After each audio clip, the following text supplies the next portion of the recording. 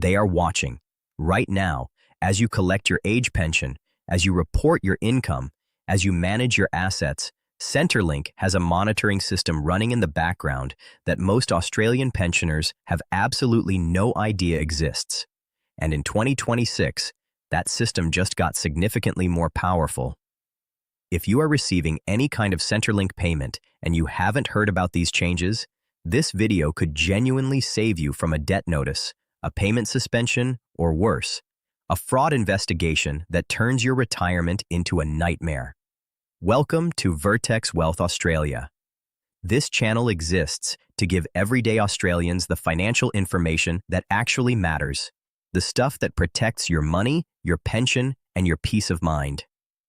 And today, we are going deep on something that is quietly affecting pensioners right across the country. So stay with me, because every single minute of this video is important. Let's talk about what's actually changed and why 2026 is a year that every Centrelink recipient needs to pay very close attention to. For years, Centrelink has had data matching arrangements with other government agencies. This wasn't exactly a secret, but it also wasn't something that got a lot of attention.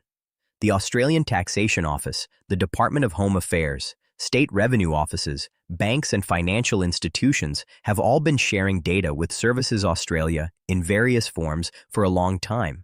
But what's happened heading into 2026 is a fundamental upgrade in how that data is processed, cross-referenced, and acted upon. We're not talking about someone manually reviewing your file once a year. We're talking about automated systems running continuously, flagging discrepancies in near real time, and in some cases triggering compliance reviews without any human ever making a deliberate decision to look at your account. The program that underpins a lot of this is data matching at a scale that would have been technically impossible even 5 years ago.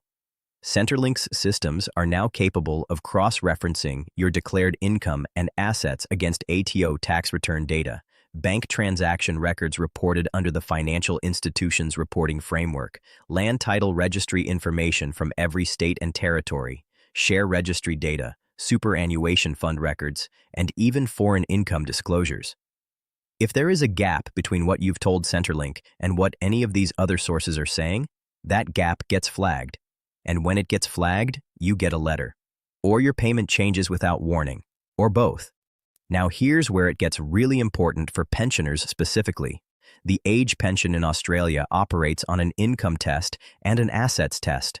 Both of these require you to keep Centrelink updated when your circumstances change. Most people understand that in theory, but the compliance failures that are catching pensioners off guard in 2026 aren't happening because people are deliberately lying. They're happening because of honest confusion about what needs to be reported, when it needs to be reported, and how certain assets or income sources actually get assessed. Let's walk through the most common mistakes that are landing pensioners in trouble right now. The first one is changes in property value or ownership. If you or your partner have any ownership interest in real estate beyond your primary home, an investment property, a share in a family property, even a partial interest inherited from a deceased estate, that gets assessed as an asset. When property values shift significantly, as they have across most of Australia in recent years, and you haven't updated your asset value with Centrelink, you could be sitting on an undisclosed asset discrepancy without realizing it. Centrelink's data matching now pulls from state land registries regularly, and if your declared property value hasn't been reviewed in years, that alone can trigger a review. The second mistake is financial gifts. This one catches a lot of people completely off guard. If you give money or assets to your children or grandchildren, even out of genuine generosity, Centrelink has specific gifting rules that apply. You can give up to $10,000 in a financial year and up to $30,000 over a rolling 5-year period without it affecting your pension. But anything above those thresholds gets counted as a deprived asset and continues to be assessed for 5 years after the gift was made. People make a large gift, don't tell Centrelink because they don't realize they have to, and then find themselves facing an overpayment debt months or years later. The third issue, and this one is growing fast, is income from gig economy work, rental platforms, and online selling. If you've been earning any income through platforms like Airbnb, Facebook Marketplace, or even casual consulting work, and that income hasn't been declared to Centrelink, the ATO data matching that flows directly into Centrelink's system will find it. The ATO has been tightening platform reporting requirements dramatically, and the data pipeline between the ATO and Centrelink is now faster and more granular than it has ever been. The fourth mistake is superannuation drawdowns. Once you reach pension age and start drawing from your super, the way your super balance is assessed can change depending on whether you're drawing above or below the minimum drawdown rate and what account type you hold. Many pensioners don't realize that changes in their super balance need to be reported, and some genuinely believe that super withdrawals aren't counted as income for Centrelink purposes.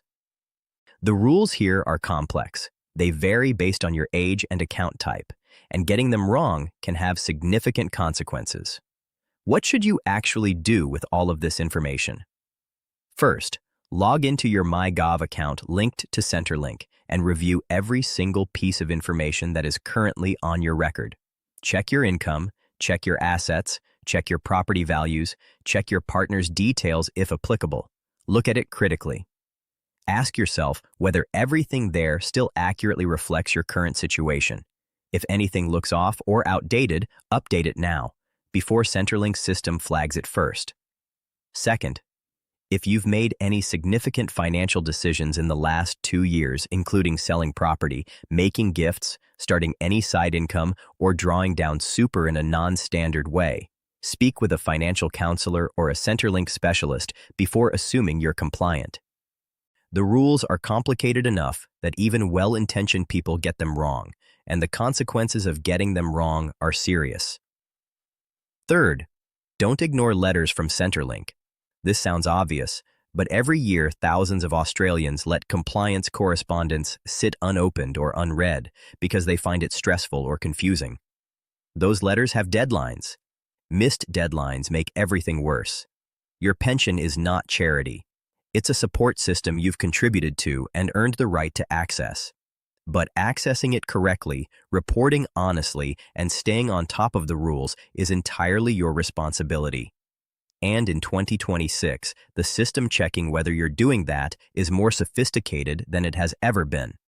If this video gave you something valuable today, please give it a like and share it with someone you know who is on the pension or approaching retirement age. Subscribe to Vertex Wealth Australia if you want to stay ahead of these kinds of changes, because we are here every week breaking down exactly what Australians need to know to protect their financial future.